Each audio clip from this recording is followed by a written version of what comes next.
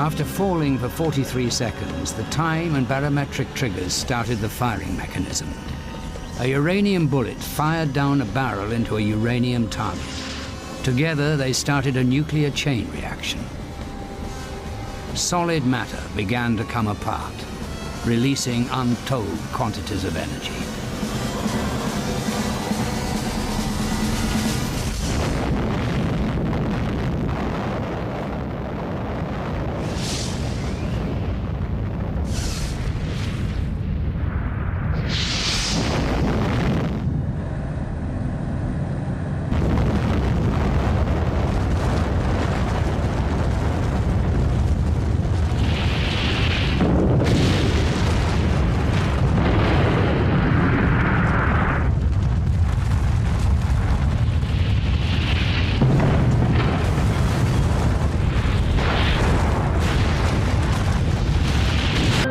(1945) आते आते एक आम जापानी की जिंदगी बहुत मुश्किल हो चुकी थी। दुकानों में अंडे, दूध, चाय और कॉफी पूरी तरह से गायब हो चुके थे। पेट्रोल भी आम लोगों की पहुंच से बाहर हो चुका था। सड़कों पर एक भी निजी कार नहीं दौड़ रही थी। हिरोशिमा की सड़कों पर हर तरफ पैदल चलते लोग, साइकिलें और सैनिक वाहन दिखाई देते थे। 6 अगस्त 1945 की सुबह 7 बजे जापानी रडारों ने दक्षिण की ओर से आते एक अमेरिकी विमान को देख लिया। पूरे जापान में रेडियो कार्यक्रम रोक दिए गए और खतरे के सायरन बज उठे।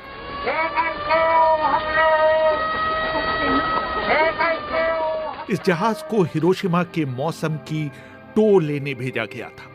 जापान में तब तक पेट्रोल की इतनी कमी हो चुकी थी कि उस विमान को रोकने के लिए कोई जापानी विमान नहीं भेजा गया। अमेरिकी विमान ने पीछे आते विमानों को कोडेड संदेश भेजा, ऑल वेल। 8 बजते बजते खतरे के सायरन बजने बंद हो गए। 8:09 पर B-29 एनोला गे विमान उड़ा रहे कर्नल पॉल टिबेट्स ने इंटरकॉम पर घोषणा की, अपने गॉगल्स लगा लीजिए और उन्हें अपने माथे पर रखिए। Okay, we're about to start the bomb run. Put on your goggles. ठीक 8:13 पर एनोला गे के बॉम्बार्डियर मेजर टॉमस फेरेबी के हेडफोन पर कर्नल पॉल टिबेट्स का संदेश सुनाई दिया, इट इज ऑल योर्स। फेरेबी को जैसे ही अपना लक्ष्य अओई ब्रिज दिखाई दिया, वो चिल्लाए, आई हैव गॉट इट। ठीक 8:15 पर एनोला गे से नाक के बल little boy atom bomb Hiroshima के ऊपर गिरना शुरू हुआ। इसको नीचे आने में पूरे 43 सेकंड लगे। तेज हवाओं ने उसका रुख अपने लक्ष्य अओई ब्रिज से 250 मीटर दूर कर दिया और वो शीमार सर्जिकल क्लिनिक के ऊपर फटा।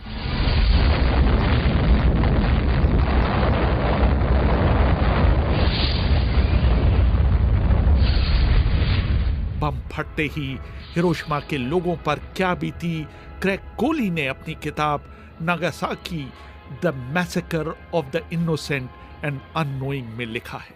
इसकी शक्ति 12,500 टन TNT के बराबर थी और जब यह फटा तो तापमान अचानक 4,000 डिग्री सेंटीग्रेड जा पहुंचा और ऊपर उड़ रहे विमान द ग्रेट आर्टिस्ट के पायलट मेजर चार्ल्स स्वीनी ने एक विशाल आग का गोला बनता देखा। शहर के मध्य में एक क्षण के अंदर कंक्रीट इमारतों को छोड़कर धरती के ऊपर मौजूद हर चीज गायब हो गई। विस्फोट का असर इतना तेज था कि ग्राउंड जीरो से 15 किलोमीटर दूर हर इमारत की खिड़कियों के शीशे चकनाचूर हो गए। हिरोशिमा शहर की 2/3 इमारतें 1 सेकंड के भीतर ध्वस्त हो गईं। कई किलोमीटर तक आग की एक आंधी सी फैल गई। एक क्षण में हिरोशिमा की कुल आबादी 2,50,000 के 30% यानी कि 80,000 लोग मौत के गर्त में समा गए।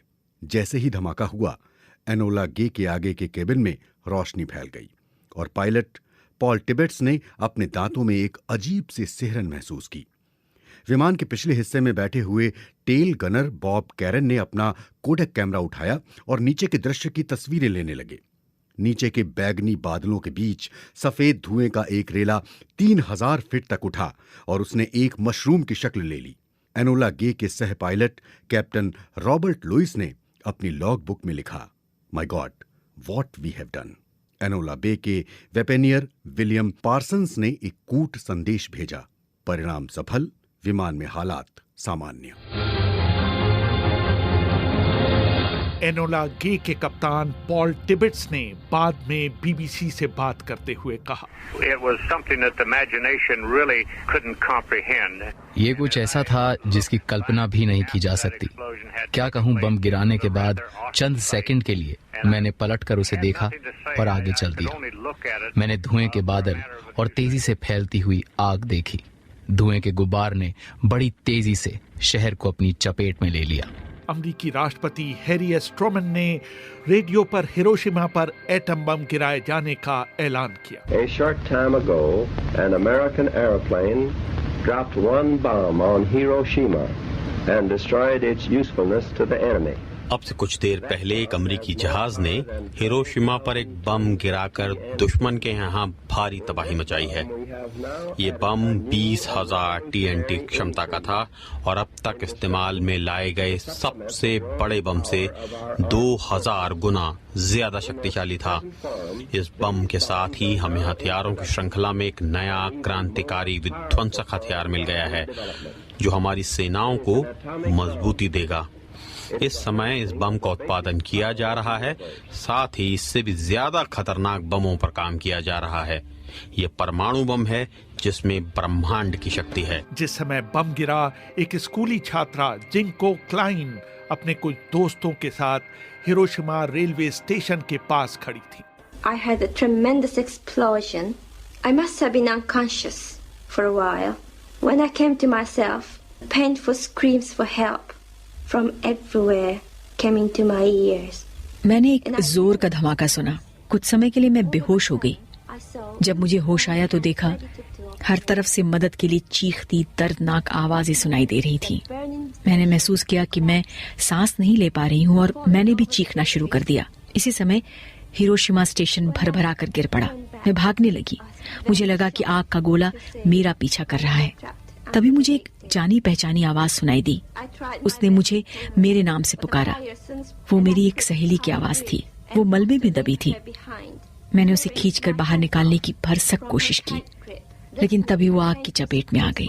उसके हाथ ने मेरे हाथ को भींच रखा था। भरी आंखों के साथ मैंने किसी तरह से अपना हाथ खींचा और फिर भागने लगी। पीछे उसकी चीखती हुई आवाज धीरे धीरे आग और धमाकों के शोर में गुम हो गई। भागते भागते मैं एक पहाड़ी पर पहुंची जहां पर तमाम घायल जले हुए लोग कराह रहे थे। मैं उनके और लाशों के ढेर के बीच कहीं पड़ी थी। शाम को करीब 5 बजे मैं अपने पिता और माँ के पास किसी तरह पहुंची। रास्ते भर में मुझे जले हुए शव, नदी में तैरती हुई लाशें दिखी। शहर से बाहर रहने वाले मेरे पिता तो बच गए, लेकिन मेरी माँ बुरी तरह घायल थी। कुछ दिनों के बाद मेरे पूरे शरीर पर बैगनी चकत्ते पड़ गए। मेरे सारे बाल गिर चुके थे। चेहरा विकृत हो चुका था।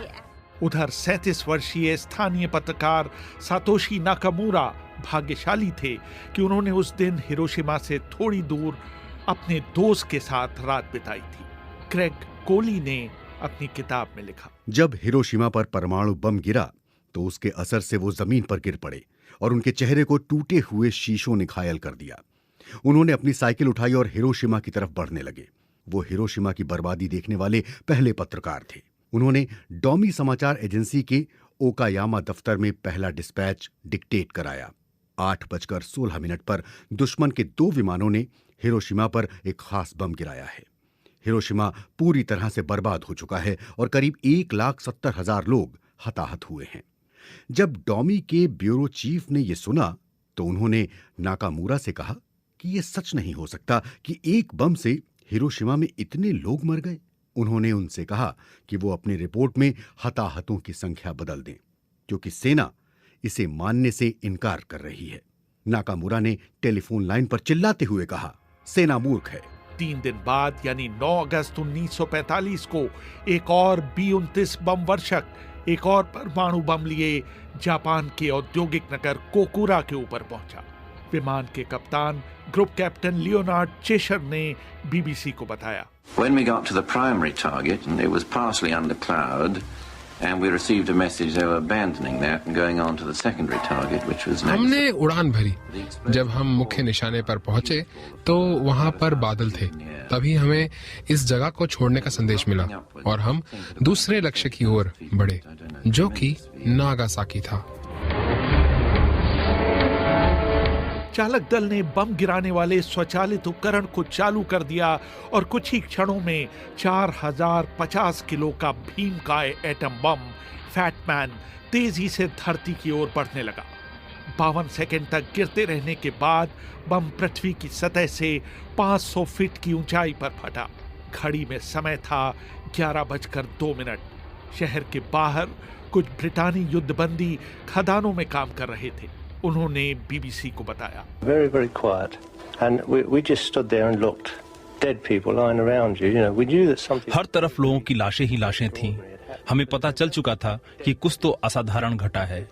लोगों के चेहरे, हाथ पैर गल रहे थे। हमने इससे पहले परमाणु बम के बारे में कभी नहीं सुना था। इस विस्फोट में बच जाने वाले एक और शख्स थे हितोशी टोकाई। घटना के 50 साल बाद उन्होंने उसे याद किया। I wonder if you have seen any picture of hell. Well, पता नहीं आपने कभी नर्क की तस्वीर देखी है या नहीं। नागासाकी उस दिन ऐसा था मानो वहां नर्क उतर आया हो। मैंने उस जगह जाने की कोशिश की जहां कभी मेरा घर हुआ करता था। मेरी सबसे बड़ी चिंता थी कि मेरे माता पिता कहाँ हैं, मेरी बहन कहाँ है। जब मैं अपने घर के सामने से गुजरा तो वहाँ कुछ भी नहीं बचा था। हर चीज धराशायी हो चुकी थी। मुझे वहाँ कुछ भी नहीं मिला। मैं कैथोलिक धर्म को मानता हूँ जहाँ मरने वालों को दफनाने की परंपरा है। मैं इसे पूरा नहीं कर पाया क्योंकि मेरे पास दफनाने के लिए कुछ भी नहीं था। बम गिरने के केंद्र बिंदु के 1 किलोमीटर क्षेत्र की एक एक चीज या तो भाप बनकर उड़ गई या कार्बन बन गई। लगभग 74,000 लोग इस हमले में मारे गए और इतनी ही संख्या में लोग घायल हुए। ग्रेग कोली ने अपनी किताब Nagasaki the massacre of the innocent and annoying में लिखा, तब तक लोगों ने परमाणु बम का नाम तक नहीं सुना था। उन्हें लगा कि आसमान में सूरज फट गया है। अस्पताल के बाहर कोई भी चीज पहचान में नहीं आ रही थी। वहां मौजूद सुनियो तोमिता ने नीचे गिरे अपने दोस्त कामातो को उसके कंधों से उठाने की कोशिश की, लेकिन हाथ में उनके कंधे का मांस आ गया और फिर वो नीचे गिर पड़े। ज्यादातर मरने वाले या मरते हुए लोगों के मुंह से झागदार खून निकल रहा था। तोमिता उनके बीच जाकर उन्हें पानी देते हुए उनका हौसला बढ़ा रहे थे, लेकिन थोड़ी देर बाद वो और प्रोफेसर सिकी ही जिंदा बचे थे। उनके चारों ओर करीब 20 लाशें बिछी हुई थीं।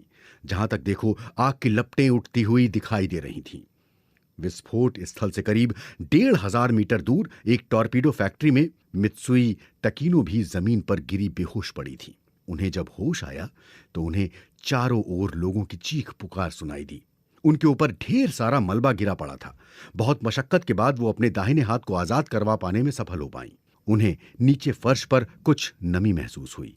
जब उन्होंने अपने सिर को छुआ तो उन्होंने पाया कि फर्श पर उनका ही खून फैला था और वो उसके बीच खड़ी थी।